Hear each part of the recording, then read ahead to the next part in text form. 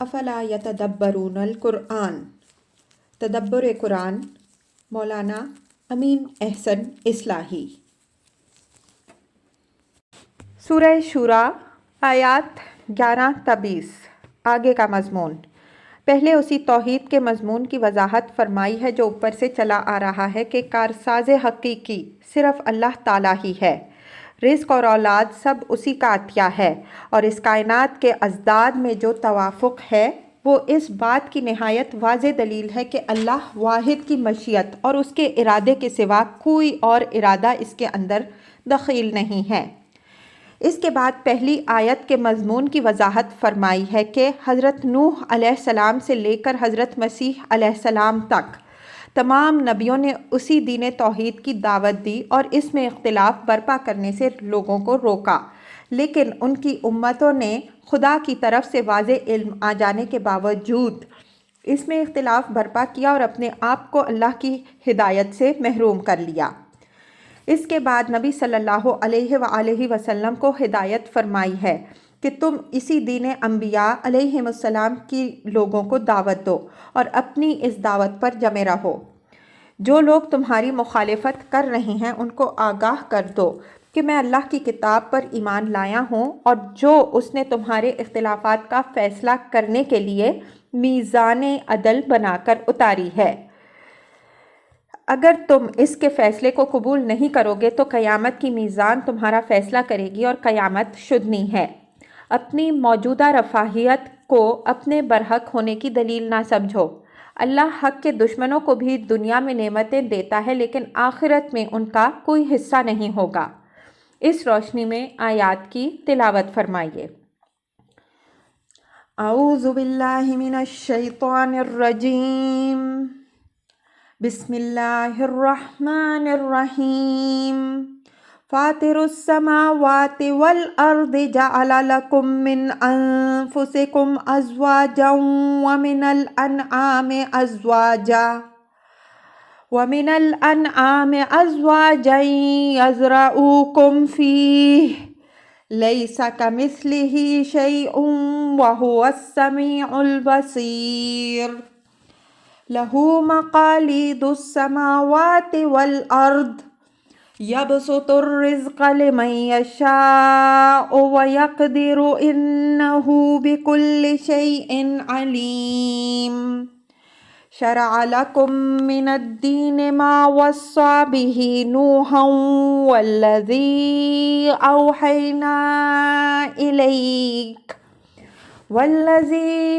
أوحينا إليك وما وصينا به إبراهيم وموسى وعيسى أن أقيموا الدين ولا تتفرقوا فيه كبر على المشركين ما تدعوهم إليه اللہ یجتبی الیہ من یشاء ویہدی الیہ من ینیب وما تفرقوا الا من بعد ما جاءہم العلم بغیا بینہم ولولا كلمة سبقت من ربك إلى أجل مسمى لقضي بينهم وإن الذين أورثوا الكتاب من بعدهم لفي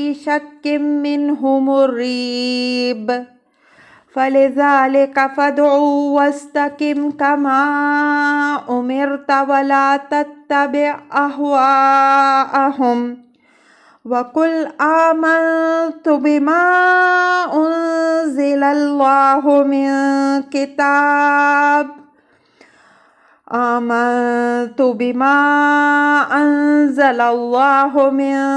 كِتَابٍ وَأُمِرْتُ لِأَعْدِلَ بَيْنَكُمْ اللَّهُ رَبُّنَا وَرَبُّكُمْ لَنَا أَعْمَالُنَا وَلَكُمْ أَعْمَالُكُمْ لا حجت بیننا وبینکم اللہ یجمع بیننا وإلیہ المصیر والذین یحاجون فی اللہ من بعد ما استجیب له حجتهم داحدۃ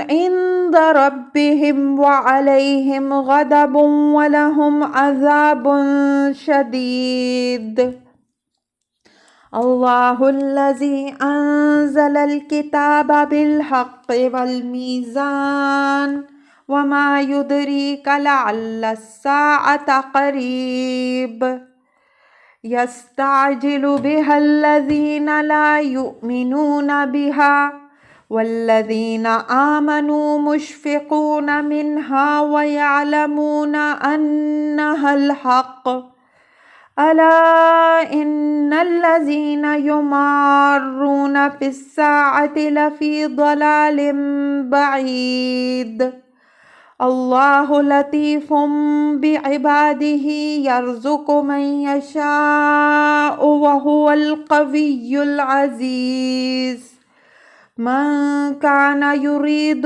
حرث الآخرة نزد له في حرثه ومن كان يريد حرث الدنيا نؤتيه منها وما له في الآخرة من نصيب۔ ترجمہ: وہی آسمانوں اور زمینوں کو پیدا کرنے والا ہے۔ اس نے تمہاری جنس سے تمہارے جوڑے پیدا کیے اور چوپایوں کی جنس سے بھی جوڑے پیدا کیے۔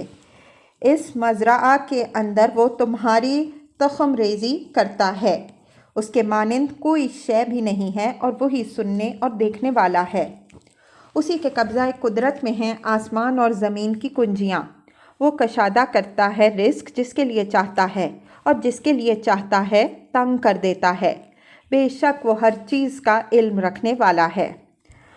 اس نے تمہارے لیے وہی دین مقرر کیا ہے جس کی ہدایت اس نے نوح علیہ السلام کو فرمائی اور جس کی وحی ہم نے تمہاری طرف کی اور جس کا حکم ہم نے ابراہیم علیہ السلام اور موسیٰ علیہ السلام اور عیسیٰ علیہ السلام کو دیا کہ اس دین کو قائم رکھو اور اس میں تفرقہ نہ پیدا کیجیے۔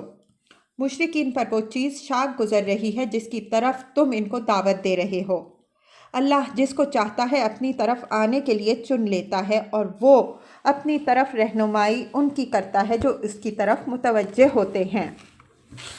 اور یہ لوگ صحیح علم آ چکنے کے بعد محض باہمی زدم زدہ کے باعث متفرق ہوئے، اور اگر تمہارے رب کی طرف سے ایک بات ایک مدت معین کے لیے طے نہ پا چکی ہوتی تو ان کے درمیان فوراً فیصلہ کر دیا جاتا، اور جو لوگ کتاب کے وارث بنائے گئے ان کے بعد وہ اس کے باب میں ایک الجھن میں ڈالنے والے شک میں مبتلا ہیں۔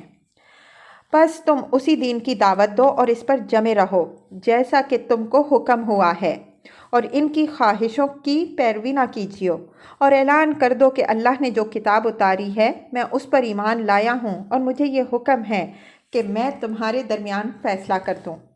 اللہ ہی ہمارا بھی رب ہے اور تمہارا بھی، ہمارے اعمال ہمارے لیے ہیں اور تمہارے اعمال تمہارے لیے، ہمارے درمیان کسی بحث کی ضرورت نہیں رہی۔ اللہ ہم سب کو جمع کرے گا اور اسی کی طرف سب کو جانا ہے۔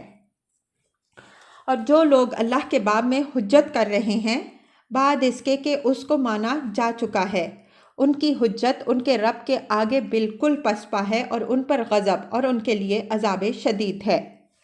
اللہ ہی ہے جس نے اتاری کتاب قول فیصل کے ساتھ اور میزان اتاری، اور کیا پتہ شاید قیامت بھی قریب ہی آ لگی ہو۔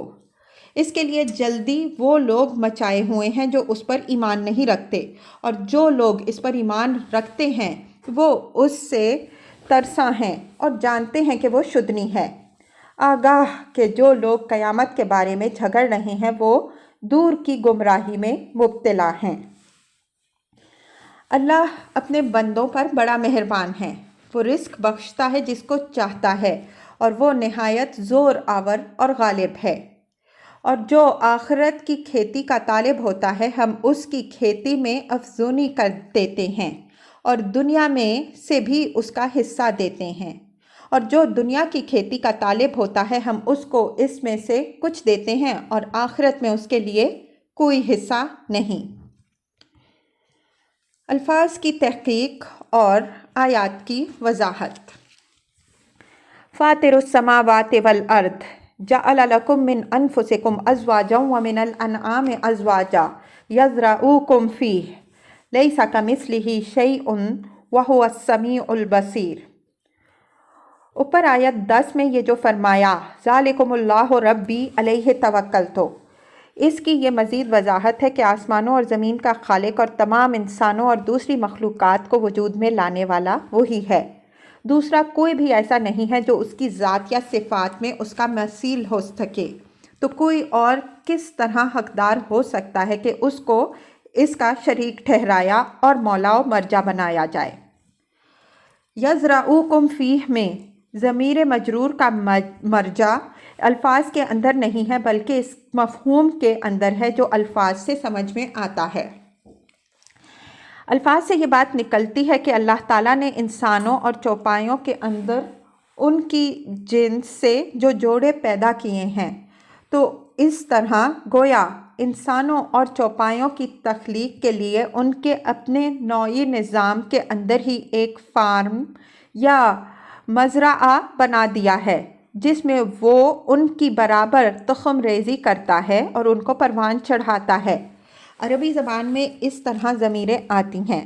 اس کتاب میں اس کی بعض نہایت واضح مثالیں پیچھے گزر چکی ہیں۔ لیس کمثلہ شیء، اوپر والے ٹکڑے میں خالق کے آسمان و زمین کی جس قدرت و حکمت کی طرف اشارہ فرمایا ہے، یہ اس کا نتیجہ سامنے رکھ دیا ہے کہ جس نے آسمانوں اور زمین جیسی عظیم چیزیں پیدا کی ہیں، جس نے انسانوں اور چوپایوں کی نسل چلانے کے لیے یہ حیرت انگیز نظام قائم فرمایا، آخر دوسرا کون ایسا ہو سکتا ہے جس کو اس کا مثل قرار دیا جا سکے؟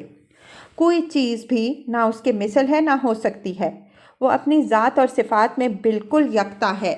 پھر اس سے یہ نتیجہ سامنے آتا ہے کہ جب آسمانوں کا خالق وہ ہے تو ان سے جو کچھ اترتا ہے اس کا اتارنے والا بھی وہی ہے، جب زمین بنانے والا وہ ہے تو اس سے جو کچھ برآمد ہوتا ہے اس کا برآمد کرنے والا بھی لازماً وہی ہے، جب عورت اور مرد، نور اور ناری کا خالق وہ ہے تو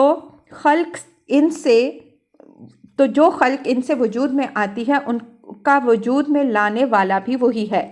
مطلب یہ نکلا کہ جب آسمانوں اور زمین اور عورت و مرد کا خالق خدا کے سوا کسی دوسرے کو قرار نہیں دیا جا سکتا، تو ان کے باہمی تفاعل سے وجود میں آنے والی چیزوں کو کس طرح کسی دوسرے کی طرف منسوب کیا جا سکتا ہے؟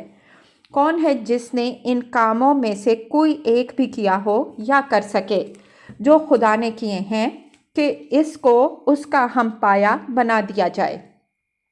وَهُوَ السَّمِيعُ الْعَلِيمُ، یہ اس سبق سے نکلا ہوا آگے کا سبق ہے کہ جس طرح اس کائنات کے مشاہدے سے یہ حقیقت سامنے آتی ہے کہ کوئی اس کا مثیل نہیں ہے، اسی طرح یہ حقیقت بھی اس سے نکلتی ہے کہ حقیقی سمیع و علیم وہی ہے۔ ایک سمیع و علیم خالق ہی اتنی وسیع کائنات کو وجود میں لا سکتا ہے اور وہی اس کو برقرار رکھ سکتا ہے، تو جب اس کی قدرت بھی بے مثال اور اس کا علم بھی محیط کل، تو سب اسی کی بندگی کریں اور اسی سے اپنی ضرورتیں مانگیں۔ وہ سب کی باتیں سنتا اور جانتا ہے، اس سے مانگنے کے لیے کسی واسطہ اور وسیلہ کی ضرورت نہیں ہے۔ لَهُ مَقَالِيدُ السَّمَاوَاتِ وَالْأَرْضِ يَبْسُطُ الرِّزْقَ لِمَن يَشَاءُ وَيَقْدِرُ إِنَّهُ بِكُلِّ شَيْءٍ عَلِيمٌ۔ جب اللہ تعالیٰ آسمانوں اور زمین کا خالق ہے تو یہ بھی ضروری ہے کہ وہی ان کا مالک بھی ہو۔ یہ کس طرح ممکن ہے کہ وہ ان کو پیدا تو کرے لیکن پیدا کرنے کے بعد ان کے خزانوں کی کنجیاں دوسروں کو پکڑا دے؟ اسی کے حکم سے بارش ہوتی ہے اور اسی کے حکم سے زمین اپنے خزانے اگلتی ہے، اور وہی ہے جو اپنے علم اور اپنی حکمت کے تقاضوں کے تحت جس کے لیے چاہتا ہے رزق میں کشادگی کر دیتا ہے اور جس کے لیے چاہتا ہے اس کے رزق کو تنگ کر دیتا ہے۔ نہ رزق کے پیدا کرنے میں کسی دیوی دیوتا کا کوئی دخل ہے اور نہ اس کی تقسیم میں کسی کو کوئی دخل ہے، یہ تمام امور اللہ تعالیٰ ہی کے اختیار میں ہیں۔ اس وجہ سے شکر کا حقیقی سزاوار وہی ہے، وہ ہر چیز کا علم رکھنے والا ہے۔ اس وجہ سے بندوں کو اسی سے امید رکھنی چاہیے اور اسی سے ڈرنا چاہیے، اور اگر کسی کے رزق میں تنگی ہو تو اس بدگمانی میں اس کو نہیں مبتلا ہونا چاہیے کہ خدا کو اس کی خبر نہیں ہے یا اس نے اس کے ساتھ کوئی ناانصافی کی ہے، بلکہ یہ اطمینان رکھنا چاہیے کہ جو کچھ ہوا یا ہو رہا ہے خدا کے علم سے ہو رہا ہے اور اسی میں حکمت ہے۔ شرع لکم من الدین ما وصی بہ نوحا والذی اوحینا الیک وما وصینا بہ ابراہیم وموسیٰ وعیسیٰ ان اقیموا الدین ولا تتفرقوا فیہ کبر علی المشرکین ما تدعوہم الیہ اللہ یجتبی الیہ من یشاء ویہدی الیہ من ینیب۔ سورہ کی تمہید میں نبی صلی اللہ علیہ وآلہ وسلم کو خطاب کر کے یہ جو فرمایا کہ تمہیں اسی دین حق کی وحی کی جا رہی ہے جس کی وحی تم سے پہلے آنے والے نبیوں اور رسولوں کو کی گئی، یہ اسی مضمون کی وضاحت قریش اور اہل عرب کو مخاطب کر کے کی جا رہی ہے کہ اللہ نے تمہارے لیے وہی دین پسند فرمایا ہے جو اس نے نوح علیہ السلام کو دیا تھا اور جس کی وحی محمد صلی اللہ علیہ وسلم کو کی جا رہی ہے۔ اسی دین کی تلقین ابراہیم علیہ السلام، موسیٰ علیہ السلام اور عیسیٰ علیہ السلام کو بھی کی گئی تھی۔ یہ کوئی ایسا دین نہیں ہے جو تمہارے لیے انوکھا اور اجنبی ہو، بلکہ شروع سے لے کر آخر تک، اس آخری نبی تک سب کا دین یہی رہا ہے اور یہی اللہ کا حقیقی دین ہے۔ حضرات انبیاء علیہم السلام کا حوالہ یہاں اس طرح دیا ہے کہ پہلے ابتدائی اور آخری کڑی یعنی حضرت نوح علیہ السلام اور حضرت خاتم الانبیاء محمد رسول اللہ صلی اللہ علیہ وسلم کا ذکر فرمایا، پھر بیچ کے انبیاء میں سے 3 جلیل القدر نبیوں حضرت ابراہیم، حضرت موسیٰ اور حضرت عیسیٰ علیہم السلام کا نام خاص طور پر لیا گیا۔ اس اہتمام خاص کے ساتھ ان کے ذکر کی وجہ یہ ہے کہ انہی تینوں نبیوں کی پیروی کے مدعی اس وقت قرآن کے سامنے تھے۔ مشرکین عرب حضرت ابراہیم علیہ السلام کی پیروی کے مدعی تھے اور یہود و نصارہ بالترتیب حضرت موسیٰ علیہ السلام اور حضرت عیسیٰ علیہ السلام کے۔ اس طرح گویا نبیوں کی پوری تاریخ کی طرف بھی اجمالی اشارہ ہو گیا اور قابل ذکر امتیں بھی سامنے آ گئیں۔ ان اقیموا الدین ولا تتفرقوا فیہ، یہ اس دین کا بھی بیان ہے جس کی تلقین ان نبیوں کو کی گئی اور اس ہدایت کا بھی جو اس دین سے متعلق ان نبیوں کے واسطے سے ان کے پیرووں کو کی گئی۔ الدین پر الف لام اسی طرح کا ہے جس طرح الکتاب پر ہے۔ جس طرح الکتاب کے معنی اللہ کی کتاب کے ہیں، اسی طرح الدین کے معنی اللہ کے دین کے ہیں۔ اللہ کا دین شروع سے اسلام ہے، جیسا کہ ارشاد ہے ان الدین عند اللہ الاسلام، اصل دین اللہ کے نزدیک اسلام ہے۔ اس دین کی بنیاد خالص اور کامل توحید پر ہے۔ یہی دین اللہ تعالیٰ نے حضرت نوح علیہ السلام بلکہ حضرت آدم علیہ السلام کو بھی دیا اور یہی دین محمد رسول اللہ صلی اللہ علیہ وآلہ وسلم پر بھی نازل فرمایا۔ اس کے عقائد اور اس کی اساسات شروع سے آخر تک بالکل ایک ہے۔ فرق اگر ہوا تو جزیات شریعت میں ہوا، جس کو قرآن نے شرع و منہاج کے الفاظ سے تعبیر فرمایا ہے۔ اس دین سے متعلق امتوں کو یہ ہدایت بھی فرمائی گئی ہے کہ اس کو قائم رکھنا اور اس میں اختلاف اور تفرق نہ برپا کرنا۔ یہ اسی طرح کی ہدایت ہے جس طرح فرمایا کہ وَاعْتَصِمُوا بِحَبْلِ اللَّهِ جَمِيعًا وَلَا تَتَفَرَّقُوا فِيهِ، سورہ آل عمران آیت 113۔ سب مل کر اللہ کی رسی کو پکڑو اور متفرق نہ ہو۔ قائم رکھنے سے مراد یہ ہے کہ اس میں جو باتیں ماننے کی ہیں وہ سچائی کے ساتھ مانی جائیں، جو کرنے کی ہیں وہ دیانتداری اور راست بازی کے ساتھ کی جائیں، نیز لوگوں کی برابر نگرانی کی جائے کہ وہ اس سے غافل یا منحرف نہ ہونے پائیں، اور اس بات کا پورا اہتمام کیا جائے کہ اہل بدعت اس میں کوئی رخنہ نہ پیدا کریں۔ لا تفرقوا کا مطلب یہ ہے کہ یہی دین حبل اللہ ہے۔ اس وجہ سے سب کا فرض ہے کہ سب مل کر اس کو تھامیں۔ ایسا نہ ہو کہ جس کے ہاتھ میں جو رسی آئے وہ اسی کو حبل اللہ سمجھ بیٹھے اور اس رسی کو چھوڑ دے جو اصل ہے۔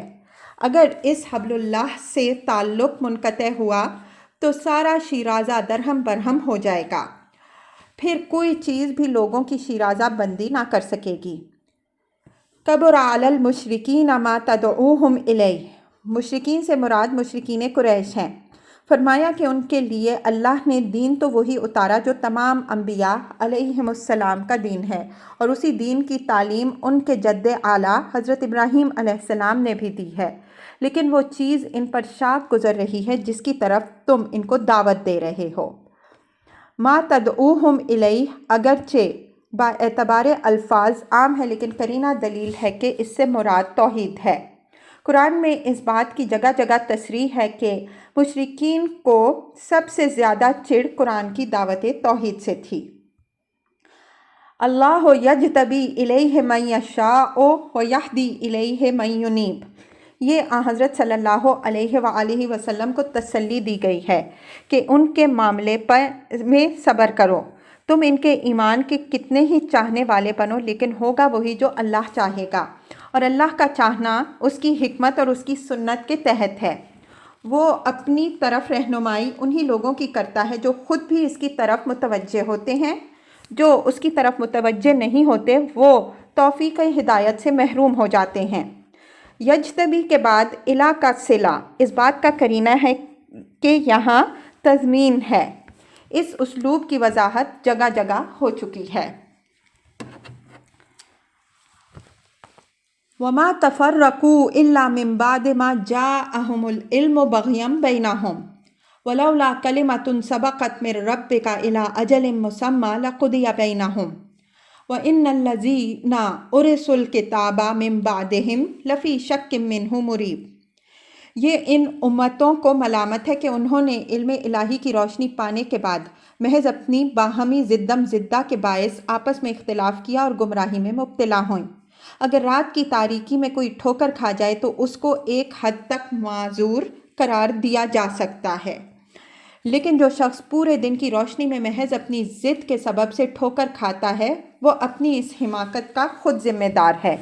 اس تفرق کی نوعیت سمجھنے کے لیے یہ اشارہ غالباً یہاں کافی ہوگا کہ یہود کے علماء اور فقہاء میں بالکل اسی طرح کے اختلافات برپا ہوئے جس طرح کے اختلافات ہمارے ہاں برپا ہوئے، بس فرق یہ ہے کہ اس امت کے پاس قرآن محفوظ ہے، اس لیے رفع اختلاف کی کسوٹی موجود ہے، لیکن یہود نے تورات بھی ضائع کر دی، اس وجہ سے ان کے اختلافات کے رفع ہونے کی کوئی شکل باقی نہیں رہی۔ حضرت عیسیٰ علیہ السلام کی دعوت سے جو امت ظہور میں آئی اس کے اور یہود کے درمیان شروع ہی سے ایک چپکلش برپا رہی، اور اس میں اصلی دخل علماء یہود کے عناد کو تھا۔ وہ محض ضد اور حسد کے باعث ان کے دشمن بن کر اٹھ کھڑے ہوئے۔ بعد میں خود نصارہ کے اندر بے شمار فرقے پیدا ہو گئے اور پال نے ان کو تورات اور انجیل دونوں کی روشنی سے محروم کر دیا۔ اس کے بعد اللہ تعالیٰ نے ان کو قرآن کی روشنی دکھانی چاہی تو یہود اور نصارہ اور قریش تینوں نے مل کر اس روشنی کو گل کرنے کی جو صحیح نامراد کی، اس کی پوری تفصیل قرآن میں آپ پڑھ رہے ہیں۔ یہود کو قرآن سے اس بنا پر عناد تھا کہ مذہبی پیشوائی بنی اسماعیل کو منتقل نہ ہونے پائے، اور قریش کو حضرت صلی اللہ علیہ وسلم سے جو پرخاش تھی اس کی وجوہ خود ان صورتوں سے واضح ہیں۔ اسی صورتحال کو قرآن نے وَمَا تَفَرَّقُوا إِلَّا مِن بَعْدِ مَا جَاءَهُمُ الْعِلْمُ بَغْيًا بَيْنَهُمْ کے الفاظ سے تعبیر فرمایا ہے کہ جس امت نے بھی تفرق اور اختلاف کی راہ اختیار کی ہے محض اپنی شامت اعمال اور باہمی عناد کے سبب سے اختیار کی ہے۔ جہاں تک اللہ اور اس کے رسول صلی اللہ علیہ وآلہ وسلم کا تعلق ہے ان کی طرف سے برابر لوگوں کو صراط مستقیم ہی کی رہنمائی کی گئی۔ وَلَوْلَا كَلِمَةٌ سَبَقَتْ مِن رَبِّكَ إِلَىٰ أَجَلٍ مُّسَمًّى لَقُضِيَ بَيْنَهُمْ، یہ ان امتوں کو زجر و توبیخ بھی ہے اور حضرت صلی اللہ علیہ وآلہ وسلم کے لیے تسلی بھی کہ چونکہ تمہارے رب کی طرف سے یہ بات طے ہو چکی ہے کہ اتمام حجت کے لیے ہر امت کو ایک خاص حد تک مہلت دی جائے گی، اس وجہ سے ان کو مہلت دی جا رہی ہے۔ اگر یہ بات نہ ہوتی تو بلا تاخیر ان کے درمیان فیصلہ کر دیا جاتا۔ وَإِنَّ الَّذِينَ أُورِثُوا الْكِتَابَ مِن بَعْدِهِمْ لَفِي شَكٍّ مِّنْهُ مُرِيبٍ۔ اس ٹکڑے کا تعلق اوپر والے جملے وَمَا تَفَرَّقُوا إِلَّا مِن بَعْدِ مَا جَاءَهُمُ الْعِلْمُ بَغْيًا بَيْنَهُمْ سے ہے۔ بیچ کا جملہ محض بطور جملہ معترضہ اور بغرض تنبیہ ہے، یعنی اللہ تعالیٰ کی طرف سے علم آ جانے کے بعد ان ملتوں نے آپس میں جو اختلاف برپا کیا تو اس کا نتیجہ یہ نکلا کہ بعد میں جو لوگ کتاب یعنی تورات کے وارث ہوئے وہ اس تورات کی طرف سے الجھن میں ڈال دینے والے شکوک میں مبتلا ہو گئے۔ یہ مضمون بعینیہ سابق سورہ میں بھی بدین الفاظ گزر چکا ہے۔ وَلَقَدْ آتَيْنَا مُوسَى الْكِتَابَ فَاخْتُلِفَ فِيهِ وَلَوْلَا كَلِمَةٌ سَبَقَتْ مِن رَّبِّكَ لَقُضِيَ بَيْنَهُمْ وَإِنَّهُمْ لَفِي شَكٍّ مِّنْهُ مُرِيبٍ۔ حامیم سجدہ آیت 45۔ اور ہم نے موسیٰ علیہ السلام کو کتاب عطا کی تو اس میں اختلاف پیدا کر دیا گیا، اور اگر تیرے رب کی طرف سے ایک بات طے نہ ہو چکی ہوتی تو ان کا جھگڑا چکا دیا جاتا، اور بے شک وہ اس کی طرف سے ایک الجھن میں ڈالنے والے شک میں پڑ گئے۔ لفظ مریب کی تحقیق اس کے محل میں بیان ہو چکی ہے۔ الذین اورثوا الکتاب سے مراد یہود ہی کے اختلاف ہیں جو اپنے اگلوں کے بعد تورات کے وارث ہوئے۔ چونکہ تورات ان کو بالکل متناقض شکل میں ملی، اس وجہ سے ان کا اس کی طرف سے شکوک میں مبتلا ہو جانا ایک امر فطری تھا، اور یہ چیز مقتضی تھی کہ وہ اس اختلاف کو رفع کرنے والی کتاب یعنی قرآن کی دل سے قدر کرتے، لیکن انہوں نے محض ضد اور حسد کے سبب سے اس کی مخالفت کی۔ عام طور پر لوگوں نے کتاب سے قرآن کو مراد لیا ہے، لیکن اس کا کوئی قرینہ نہیں ہے۔ فَلِذَلِكَ فَادْعُ وَاسْتَقِمْ كَمَا أُمِرْتَ وَلَا تَتَّبِعْ أَهْوَاءَهُمْ وَقُلْ آمَنْتُ بِمَا أَنزَلَ اللَّهُ مِنْ كِتَابٍ وَأُمِرْتُ لِأَعْدِلَ بَيْنَكُمْ اللَّهُ رَبُّنَا وَرَبُّكُمْ لَنَا أَعْمَالُنَا وَلَكُمْ أَعْمَالُكُمْ لَا حُجَّةً بَيْنَنَا وَبَيْنَكُمْ اللَّهُ يَجْمَعُ بَيْنَنَا وَإِلَيْهِ الْمَصِيرُ۔ یہ نبی صلی اللہ علیہ وسلم کو ہدایت فرمائی کہ تم اسی دین حق کی دعوت دو جو تمام انبیاء علیہم السلام کا مشترک دین ہے، اور تمہارے یہ مخالفین خواہ کتنا ہی زور لگائیں لیکن تم ان کی مطلق پرواہ نہ کرو، بلکہ ٹھیک ٹھیک اسی طرح جس طرح تمہیں ہدایت ہوئی ہے اس پر جمے رہو۔ وَلَا تَتَّبِعْ أَهْوَاءَهُمْ، یہ اس استقامت کی وضاحت اس کے منفی پہلو سے ہے کہ ان کی خواہشوں کی پیروی نہ کرو، یعنی اپنی خواہشوں کو دین بنانے کے لیے انہوں نے اللہ کے دین میں جو بدعتیں گھسائی ہیں ان کی پیروی نہ کرو۔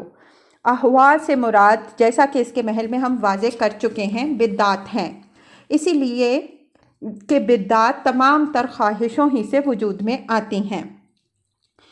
وَقُلْ آمَنْتُ بِمَا أَنزَلَ اللَّهُ مِنْ كِتَابٍ، یعنی ان لوگوں کو کہو جو تم سے اپنی ایجاد کردہ بدعات کی حمایت کرنے پر لڑ رہے ہیں، انہیں بتا دو کہ میں اللہ کی اتاری ہوئی کتاب پر ایمان لایا ہوں تو تمہاری بدعات و خواہشات کی پیروی کس طرح کر سکتا ہوں۔ وَأُمِرْتُ لِأَعْدِلَ بَيْنَكُمْ، یعنی میں تمہاری بدعات و خواہشات کی پیروی کرنے کے لیے نہیں بلکہ تمہارے درمیان انصاف کرنے کے لیے آیا ہوں۔